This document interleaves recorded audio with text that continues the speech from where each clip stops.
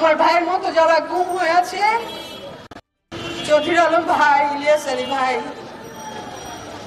আমাদের বংশালের যে সোহেল ভাই, চঞ্চল ভাই, সূত্রাপুরের ভাইরা, উত্তরার, আমার সাথে আমার ভাইয়ের সাথে যত ভাইরা, আমাদের ঢাকার বাইরের, লক্ষ্মীপুরের, সিলেটের, চিটাগাংয়ের, রাজশাহীর, পুরো বাংলাদেশের।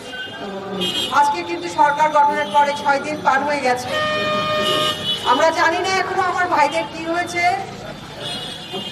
আমরা অনেক সাংবাদিকদের অনেক কাজ দেখছি, তাদের রিপোর্ট দেখছি, সেটা আমরা আশা করি না আমাদের ভাইদের সাথে কোনো কিছু এই সরকার করেছে। বেআইনি ভাবে তাদেরকে সিক্রেট ডিটেনশন সেলে রাখার পরে আমি আসলে বলতে পারি না যে এই রিপোর্টগুলো আমরা পড়ি, তাদেরকে তারা লেথাল ইনজেকশন দিয়ে সেটা রক্ষা নদীতে ফেলে রাখে।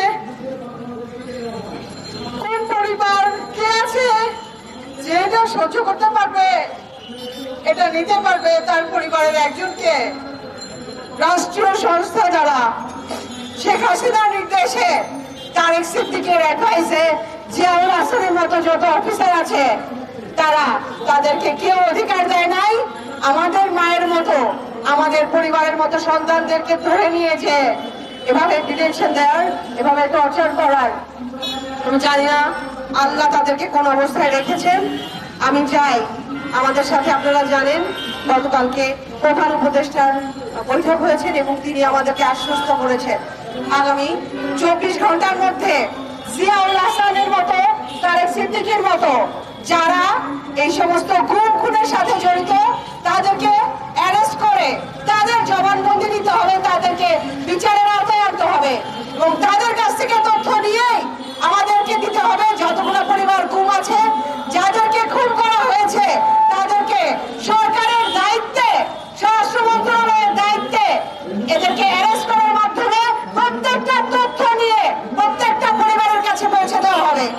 আয়না ঘরের মতো যত সিক্রেট ডিটেনশন সেল আছে, গুম করে রাখার যতগুলো ঘর আছে, প্রত্যেকটা ঘর থেকে বন্দী যারা আমার ভাইরা বেঁচে আছেন তাদেরকে ফেরত দিতে হবে এবং এই সব আয়না ঘরকে ভেঙে দিতে হবে।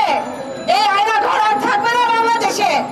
এরকম কোন আয়না ঘর, এরকম গুম, এরকম খুনের মতো অপরাধ আমরা আমাদের এই স্বাধীন দেশে, যে স্বাধীন আমাদের শহীদ ভাইয়ের রক্তে, আমাদের শত ভাইয়ের শহীদদের রক্তে অর্জন করতে হয়েছে, সেই বাংলাদেশে আমরা এত বড় মানবাধিকার লঙ্ঘন আর সহ্য করবো না।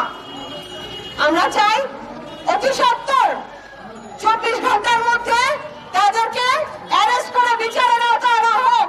আমরা এই ভিকটিম ফ্যামিলিরা, এই গুম হয়ে যাওয়া যাদের ভাইদেরকে খুন করা হয়েছে আর গুম করা হয়েছে, তারা যেন আবার রাস্তায় আসতে দেওয়া হয়, তারা যেন এরপর বিচার দেখতে পায়, এরপরে যেন আমরা দেখতে পাই যে আমাদের ভাইদেরকে ধরে নিয়ে গেছে, অনৈতিকভাবে, অবৈধভাবে টর্চার করেছে, অমানবিক নির্যাতন করেছে, তাকে আমরা ফাঁসির কাছে দেখতে চাই।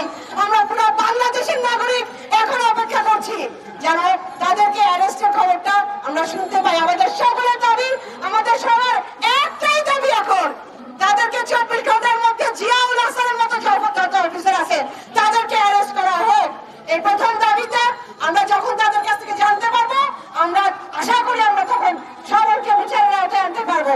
আমরা আশা করি আল্লাহ আমাদের এই আকুতি শুনছেন এবং আল্লাহ আমাদেরকে, আমাদের স্বজনদেরকে আমাদের কাছে ফিরে আসার জন্য সাহায্য করবেন।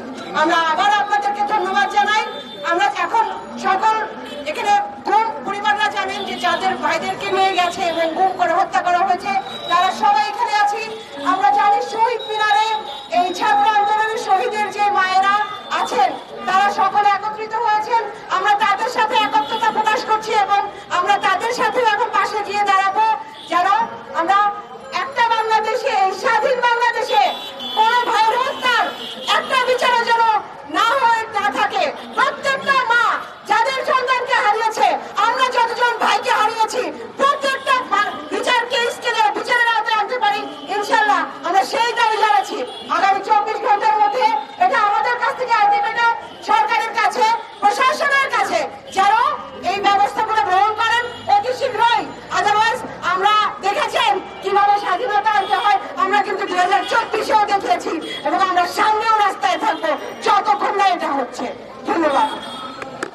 করে দিন সবার জন্য। আমরা সবাইকে ধন্যবাদ জানাচ্ছি। এখন আমরা এই অনুষ্ঠানের সমাপ্তি ঘোষণা করছি। ধন্যবাদ। আপনাদেরকে গত 12 বছর ধরে আমার সাথে রাস্তায় আন্দোলনে কথা বলার জন্য, আমাদের কথাগুলা দেশবাসীর কাছে পৌঁছে দেওয়ার জন্য আন্তরিকভাবে ধন্যবাদ জানাই।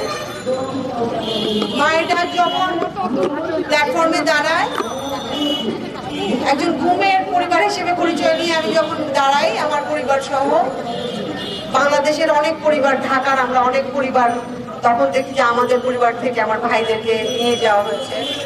রাষ্ট্রীয় বাহিনী কর্তৃক র্যাব, ডিজিএফআই, পুলিশ, ডিবি সাদা পোশাকে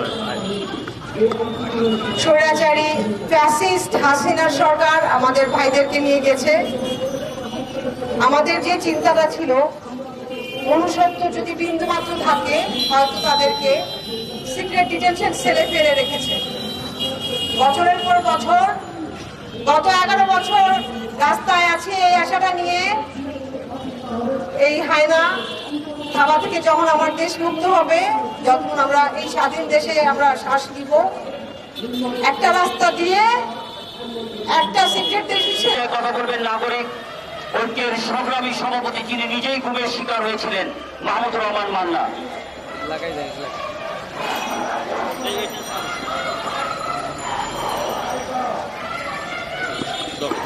নিচে বস।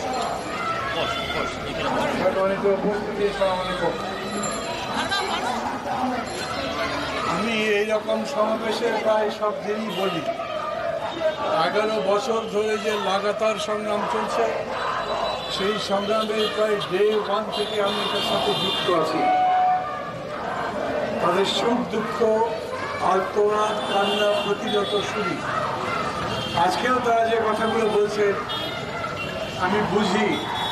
অপেক্ষা করতে করতে ধৈর্যের বাঁধ যখন ভেঙে গেছে, তখন তারা এসেছে। যখন এর আগে আন্দোলন হতো, তখনও বলতাম শেখ হাসিনা এবং তার সরকার সারা দেশের প্রশাসন সহ সমস্ত জায়গায় এইরকম করে বৃষ বাষ্প ছুঁড়েছে, এইরকম করে বৃক্ষরোপণ করেছে। এই সমস্ত কিছু তুলে আনতে, একটা সুন্দর প্রশাসন দিতে, মানুষকে যাতে ন্যায্য অধিকার দেওয়া যায়, মানুষের আরতি শোনা যায়, তার জবাব দেওয়া যায়, সেই রকম প্রশাসন তৈরি করতে মুশকিল এখন পর্যন্ত। আমি জানি না ওদের নাম কি বলা যায়, যারা মূলত টেলিকমিউনিকেশনের মনিটরিং করে। মাঝখানে যেরকম পেগাসাস আনা হয়েছিল, সেই নিয়ে প্রচুর কথাবার্তা হয়েছে এবং সেটা নিয়ে রাজনৈতিক নেতা সহ সমাজকর্মীদের প্রতি যেইভাবে নজরদারি করা হয়েছে, এখন পর্যন্ত এই সরকার সেই জায়গায় ভালো করে হাত দিতে পারে।